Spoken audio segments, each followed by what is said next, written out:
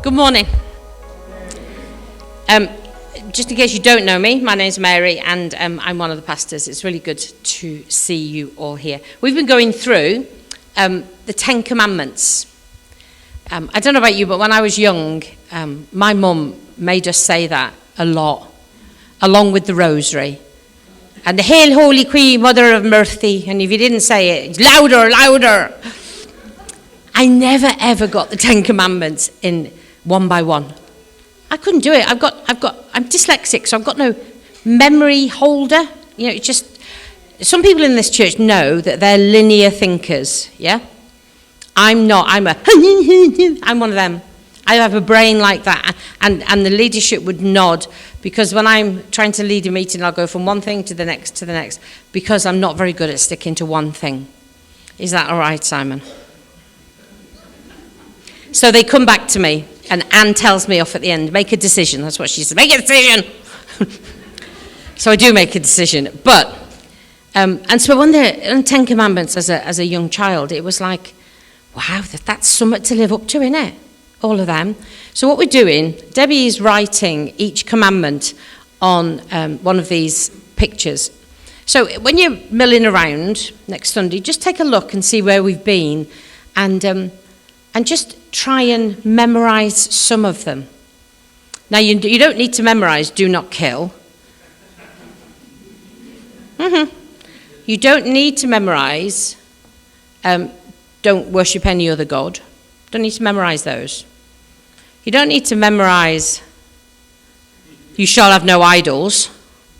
John preached that 2 weeks ago. But I bet what we don't do, most of us, is do the 4th commandment. Remember the Sabbath day by keeping it holy. And J. John puts it, catch your breath and remember God's day of rest. How many of us, honestly, do a day a week Sabbath? Oh, thank God. I'm amongst friends. But I'm going to try and help us to do this. Exodus 20, 8-11 says this. Remember to observe the Sabbath day by keeping it holy. You have 6 days each week for your ordinary work, but the 7th day is a Sabbath day of rest dedicated to the Lord your God. On that day, no one in your household may do any work. Hallelujah. This includes you, your sons and daughters, young people, be thankful. Your male and female servants, And if you've got livestock in your house, you're weird for starters, but you can't do anything with them. For in 6 days the Lord made the heavens, the earth, the sea, and everything in them. But on the 7th day he rested. That is why God gave the Sabbath day to keep it as a sign between himself and Israel. It says that you may know that I am the Lord your God who sanctifies you. So by observing the Sabbath, Israel would give testimony to their God.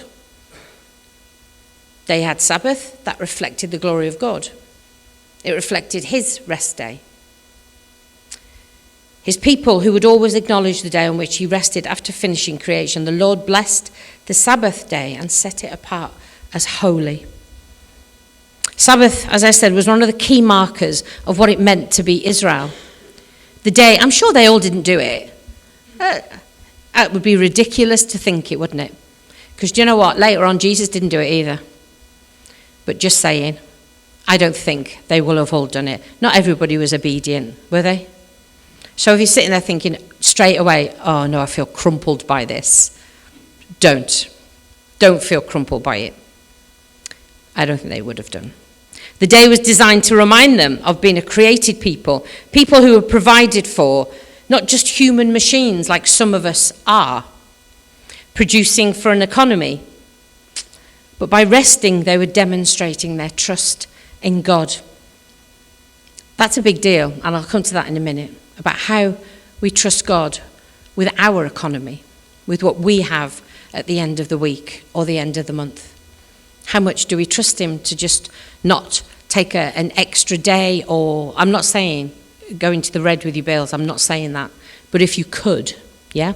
If you could. I've said this, if I've said it once, I can hear my mother If I said it once, Mary, I'll say it 100 times. There's never enough time in the day. That's what she used to say. And by the end of the day, she, oh, Jesus, it's time to go to bed again. And that's what she would do. She had 7 children. So she never had time in the day, you know. But there seems to get less and less time. I don't know about you. Maybe it's an age thing. I don't know where it goes. Has your last week flown? I can see some of your faces sitting where you sat last week. It feels like we've just turned in again. You know? Does it feel like that for you, or is it just me? Help me. There's always one. Time is priceless, and we can't get it back. It's priceless, and we can't get it back. So what we do with it is really important. If you have a business, you may say time is money. True, absolutely true. The businesses I ran and the charities I ran, it was about money for me because I was the lead. And I was trying to get money from everywhere. And it wrecked my head in the end because I couldn't get the money. And I had to trust God that the wages would come in. Our money can be replaced, but our time can't. Say that again. What did I say? I'm going to keep my finger on my note. Albert Einstein, much cleverer man than moi, said, there certainly seems less of it about than there used to be. I feel quite sort of engaged with him when I read that, because this is a very clever man who wanted more time, to think and discuss and make decisions for a world. It's reported that 40% of all work-related illnesses are due to stress. We receive thousands and thousands of messages a day. Who watches YouTube? Doesn't it do your head in when you're listening to a sermon, or you might be trying to work out how to clean your washing machine out or whatever it is, and you get an advert in the middle? Oh, it's so annoying. Honestly, I can't wait for the 5, 4, 3, 2, 1. Ooh! Oh, it does my head in. But do you know what? They'll get in a message from every avenue. On our phones, on Facebook, on Instagram, scrolling past all these flipping adverts. There are thousands and thousands of messages that we receive every day. And they're trying to persuade us to buy something we don't need. Those of us who are in paid employment will know that we work to buy something we don't actually need. And sometimes we can't afford. So we're looking at our bank balance at the end of the month thinking, oh, I wonder if I could buy that table. Oh, I wonder if I could buy that picture. I don't do that because I can't be bothered. But I might go, oh, I wonder if I can go to the theatre. There's things that I will keep money for. The chances are that if I asked some of you to tell me, well, if I asked you, how are you? Within 2 sentences, most of you would say, I'm busy and I'm tired. One of those 2 words would come, I've had a busy week. Oh, I've had a wickedly tired week. I want to say this as gently as I can. If you're saying that to people all the time, they're not going to trust you. They are not going to come to you with their problems. They won't ask you to pray for you. They just won't, because what we're saying is, we haven't got time for you. So we just need to be a little bit careful how we say things around other people. We know we're busy. Me and John in there, we spent half an hour telling how busy we were the last week. But I trust him because he says it, because it's true. It's not made up. But we just need to be quite careful. There can be a ceaseless running around. Your body will feel it no matter how fit you are.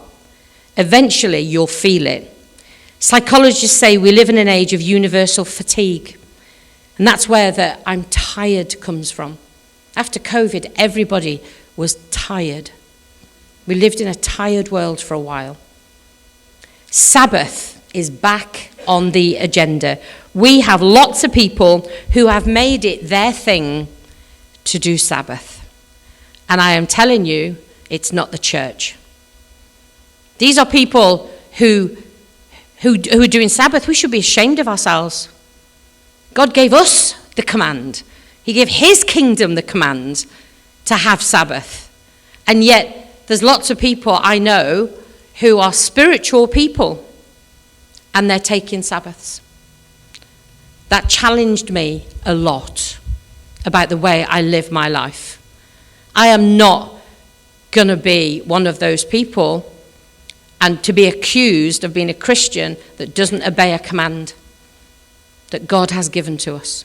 A simple command, but yet one that has to be worked on. It's not an easy thing.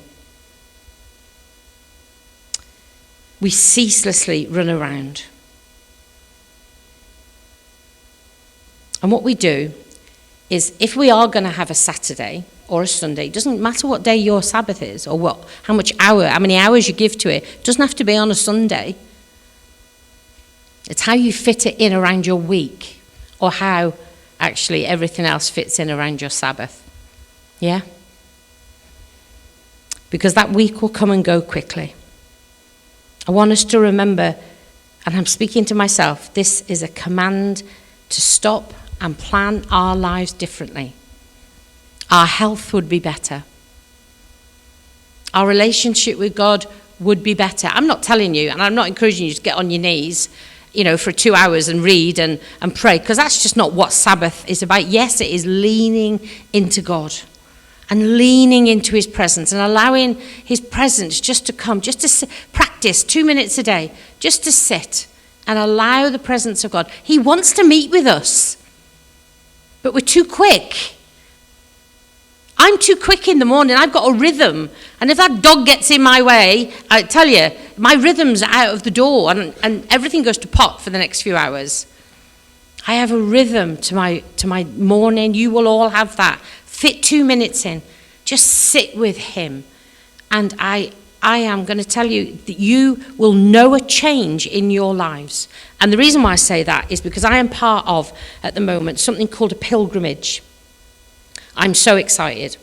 It's 12 Zoom meetings, 6 books, 3 retreat days, and one-to-ones if I want them. I want to be closer to Jesus. I want to be in a place where I can lean in and hear him through others, through the books that we're reading, and through one-to-ones. I want more of that, and I want that for you. So I'm taking every article and everything that I'm given, because I want to use it to glorify God here. I used to think it was really strange that in the defining list of commandments God gives, don't murder, don't commit adultery, don't steal, I think we find the slightly out of place instruction, and make sure you get some rest. That's after you decided not to do all that. It's interesting that God creates man and woman, and on the 6th day, the first thing they do is what? Sabbath. They do nothing. Lazy. The first thing they do is rest. Flipping, they've only just been created. Their work comes much later. And I think most of us have got this the wrong way around. We strive to get everything done, whether it's looking after the kids, rightly so, working, volunteering, working in the church. There's always something more to worry about: money, children, job, health. And we're always connected, always on a device, always on a device, looking, scrolling, thinking it's a better world in there, and it's not. It's hell behind those pages. Rest is what we do that's left over when everything else is done. But on God's schedule, rest has always been planned in, scheduled in. God commands us to keep the Sabbath. We will keep the most of the other ones. We might make a mistake in 1 or 2. Sinful mistake, but a forgiven mistake. But God asks us to keep a Sabbath. I used to find this a really hard commandment to keep. Much harder than not murdering people anyway. Honestly. The people in the Bible times found it hard. By the time we get to Jesus' day, Sabbath had been twisted into a complex set of rules that nobody could live up to. These were the Pharisees. And Jesus attacks them for saying he wasn't allowed to heal the sick. Do you remember? He wasn't allowed to have a little bit of corn, bit of whatever, bit of wheat. They said no. All they wanted to do was kill Jesus. And they used every excuse under the sun to get him. But they ruined the command of Sabbath. There were people outside the synagogue who couldn't get in, the women and the lepers, and they're desperate. They were desperate, and all these pious people in this synagogue who thought they were living up to the command when they weren't.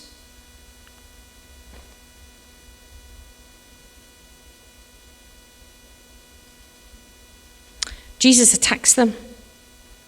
He says, you've made the Sabbath into yet another thing for people to do, another set of rules, another thing to worry about for these people outside the temples. You've made the blessing of relaxing into, somebody said, into the curse of worrying. And for them, they'd have worried before God that they hadn't done the Sabbath because they hadn't given or they hadn't done whatever. If Sabbath sounds indulgent, I want to say this really gently. You might have a skewiffed look about God. He wants you to be still. He wants you to enjoy your families. He wants you to go on holiday. He wants you to take a day to the beach and breathe in the salt air. He wants you to do all of that and find absolute joy in doing it. Not feeling guilty. Leaving your work there, or your housework, or your family, or your health. No, you have to take that with you. But you find joy in a place where you know that when you look at the sea and when you look at stuff around you, you just think, wow. When you go to a garden centre, I love it. Wow, look at all that. I love watching the fish in the pet shop. How sad am I? But I just think, stop laughing. Look at them. They're beautiful. That focuses my attention on God. Look what he created. It's not self-indulgent. But somewhere under the surface, we believe that the primary desire for us and from God is to produce stuff and do stuff for him. Well, it's not. His command came before that, and it was to have Sabbath. Not to volunteer for everything, not to let everybody else put their work on your desk, not to do that. Not to give you more places to run down the motorway to, Simon. Yeah? You would never probably say it quite like that, but the evidence is not in your words. It's in the low-grade guilt we feel if we stop doing stuff and do nothing, because humming underneath is that I should be doing more. If you're doing that, you're doing too much. My words might sound harsh, and I'm sorry, but it's that sense. When I was in Manchester, I am telling you, I worked like anyway, I did 4 jobs to start off with because the church had no money. So I worked and worked, and I cracked my body because of it. And after 3 years of doing 3 jobs, my body cracked. And that was wrong. There was no Sabbath. I worked 7 days a week for 3 years. How wrong is that? Why didn't somebody stop me? Why didn't they say, I'll pay you wages? They didn't. I just worked really hard. And when I wasn't working, I felt like I should be because I couldn't turn my head off. And we were all guilty of it. We can't turn our heads off. We go home watching TV and we blank out. And the TV's on, but actually I'm not thinking about the TV. I'm thinking about what's next on my list. I wanted to experience the pleasure of God in my work, but I never experienced it in my rest. My view of God had become drastically distorted, and I had no peace in my soul at all. Now, over the years, I still worked really hard up there, and I was known for it. But what I wasn't known for was doing nothing. Always, oh, she's ever so busy. Oh, we'll contact Mary, she'll know. She'll have an answer for this. The police would come about particular offenders, and they'd sit in my office and have a brew, and everybody would go, oh, you got the chief in there, you must be really special. No, I'm not, I'm stupid. That's what I wanted to say after when I reflected on my years, 16 years of working so hard. I didn't need to. I didn't need to, and we do not need to. And what we do is arrange our week and we plan it in a way that we got a little weenie slot at the end, maybe to watch Coronation Street, and that's your Sabbath. We've missed the point. Because while we're sitting there, we're sending an email, or I've got a new idea. I still got a new idea. Oh, I'll write that down on my pad. Oh, I'd love the church to do that. I'll write that down on my pad. I do take a day off, if I can now. For some of us, we wouldn't know what to do with it because it's such a luxury, and I totally get it. I understand it. We consume ourselves with work and pack our schedules with the business of life. But what if we didn't have to be that? What if it didn't have to be that way, church? What if we had a directive from God to build a day of rest into our week? Oh, we have. Sabbath is a day God rooted in the order of creation from the beginning, that he set apart for his people to be rooted in their covenant identity. And that still remains as Sabbath rest for the people of God under a new covenant, Hebrews 4. This gentleman, Brandon Cook, neatly summarizes by saying Sabbath is a period of time dedicated to withdrawing from the normal activities of life and work in order to come back to a spiritual center, which is the place where we connect with our Father. Sabbath is for ceasing. It's about ceasing. Sabbath is about ceasing the usual activities of day-to-day life. We stop work, consuming, wanting, buying, and striving. Sabbath is a day when our work is done, even when it isn't. Sabbath is a day when we say, enough. Enough. Doesn't that sound lovely? Feels nice. Enough. That's it. It's just enough. Enough achievement, enough stuff, enough production. And perhaps most significantly of all, it's when we recognise that we are enough. We're enough. We don't have to prove ourselves to God. We're enough. That's the starting platform. When someone said, Sabbath is about more than resting our bodies. It's about identifying all the ways we try to prove ourselves by accomplishing things, and about recognising how hollow this path is. It's about identifying the lies of our culture. That ultimate meaning can be found in looking good or being rich or performing well. How perfect that God commands us to keep the day clear, to produce relationship with each other and him. We must refrain from our normal means of proving ourselves. Sabbath is for resting. So then there remains a Sabbath rest for the people of God. For whoever has entered God's rest has also rested from his works as God did from his. Let us therefore strive to enter that rest so that no one may fall by the same sort of disobedience. Ouch. Hebrews 4, 9-11. Scripture's clear, church, and consistent. God has a rest for his people. But believing that is one thing, and receiving it is entirely another, because I am convinced that you're sitting there thinking, you have no idea what my week's like. And I don't. But I know what mine's like. So many of us feel completely out of control, unable to stop. And when we do, we're overwhelmed with feelings of guilt. We may be resting on the outside, but we're restless on the inside. Our heads jump mind from one thing to another. The kind of rest the Father desires for us goes right to that place. It's a rest that goes deep within us. It's Jesus' language when he says, I have rest for your souls. Matthew 11. There is rest for the weary, because Jesus said it. Like all spiritual practices, this kind of rest requires practice.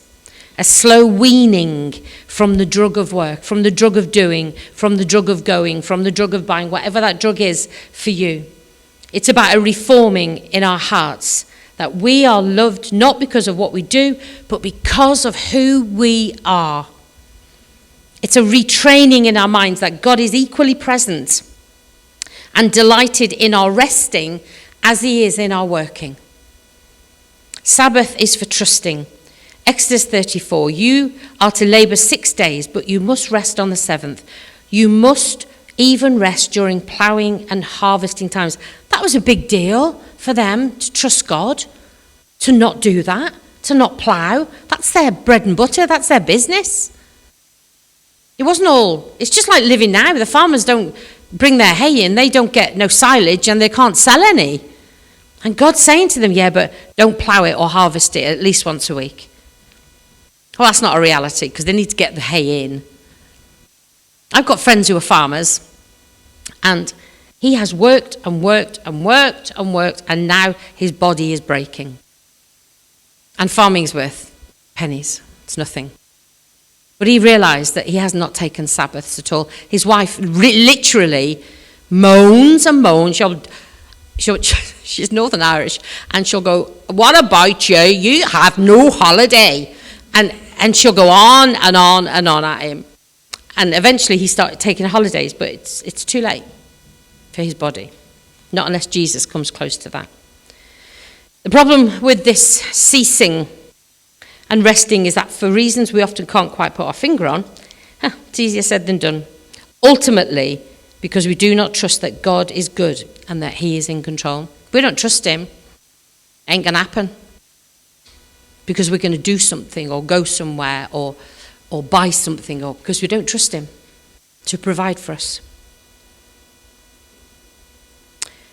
We're practiced at having control and making ourselves indispensable, at being busy. But in Sabbath, we practice relinquishing that control. We wean ourselves from the need to run in the world, ceaselessly produce and endlessly achieve. In Sabbath, we train ourselves to believe that God is working for our good when we're not. Sabbath is for healing. Jesus said in Luke 16, should not this woman, a daughter of Abraham, whom Satan has kept bound for 18 long years, be set free on the Sabbath day from what bound her? That poor woman, can you imagine being bound like that, doubled up for 18 years? Wow. Next time you read the Gospels, note how many of Jesus' healing miracles took place on the Sabbath. He was a countercultural man in a time when the Pharisees said you will do as you're told. The law, the Sabbath law, had become a rule, a set of rules. And Jesus breathes into that and says, not a chance. And it was like, try and stop me. Well, they did stop him, didn't they? Because all they wanted to do was kill him anyway. Teaching people around him to live in a different way than the Romans wanted them to live. A lack of trust prevents us from entering into rest that God desires for us. So will we trust God enough to rest in every season, even a busy season? Will we trust him enough?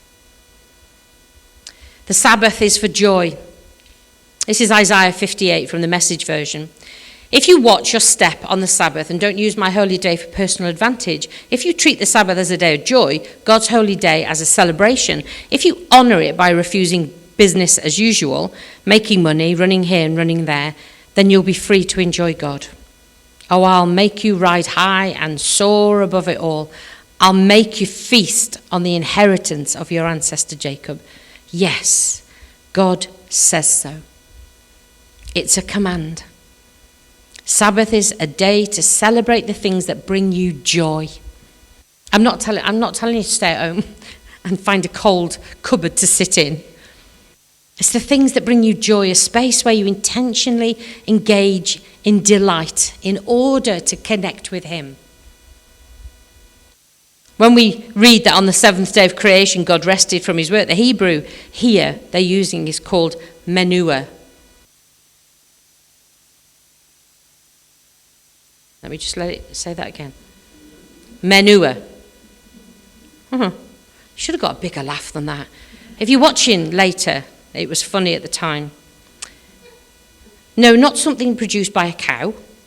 On the contrary, in Hebrew, menua carries with it ideas of harmony, peace and delight, meaning that at the pinnacle of his work in creation, instead of separating himself from the world, God reveled in it. He delighted, he celebrated, he enjoyed. I love the thought of that, of God enjoying. It's beautiful, isn't it? On the Sabbath day, God invites us to menua, to do our favourite things as an act of worship, receiving delight from a Father who loves to give good gifts to his children, Luke 11. Does it have to be on a Sunday? I will clarify again. No, because the world we live in, that's quite impossible sometimes. but make it work. Find another day. Find some carved out time. Start with 2 minutes a day, sitting in his presence. Just 2 minutes. Just allowing the presence of God, leaning into him. Sabbath is for worship. We have 6 days in which to do your work, but remember that the 7th day, the Sabbath, is a day of rest. On that day, do not work, but gather for worship. The Sabbath belongs to the Lord, no matter where you live. That's from Leviticus 23. In all of this, we remember that Sabbath is not a narcissistic act of self-centeredness. If it's a command from God, then it's not about being selfish. It's about worshipping him. It's about worship, about having rhythm to your life. So let's slow down a bit. Dallas Willard says, Sabbath fulfilled in human life is really a celebration of God. Isn't that lovely to think 2 minutes every morning is a celebration of God? You'd never think it, would you? I hope you don't leave here feeling condemned, because that's not my purpose here. My purpose is to offer you what the Bible says and to help me and you slow down a bit and carve out some time for him. Go to the pictures, go and do a walk on the canal with Dave. He does it every day. Do something that brings you joy, because if it brings you joy, it brings him joy. Sabbath is when we rest from both paid and unpaid work in order to recenter ourselves. I'm going to finish with this. This is a guy called Rob Bell, and he was well into Sabbath. He says this: Sabbath is taking a day, a week, to remind myself that I did not make the world and that it will continue to exist without my efforts. Sabbath is a day when my work is done, even if it isn't. Sabbath is a day when my job, my apologies. Sabbath is a day when my job is to enjoy. Period. Sabbath is a day when I'm fully available to myself and those I love most.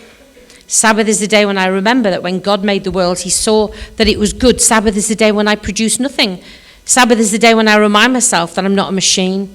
Sabbath is the day when at the end I say, I didn't do anything. And I don't add, I feel so guilty. That's a hard thing if you're a busy person, to sit down and just sit without thinking, I wonder if I should do something. Sabbath is a day when my phone is turned off. I don't check my emails, so you can't get a hold of me. I want to reiterate this. I know that some people in this room cannot take a day off due to work commitments. I get it. But carve out those few minutes and start there. And then get to 3 minutes and 4 minutes and 5 minutes before you go to work, or before you go volunteering, or before you go and pick your grandchildren up, or whatever you do. Slowly but surely. Sound good? It is good. And even better, it's God's desire for us to enter into Sabbath rest. So let's remember the 4th commandment, to look after ourselves. Look after yourself spiritually, mentally and physically. And a Sabbath day will help that. Honestly.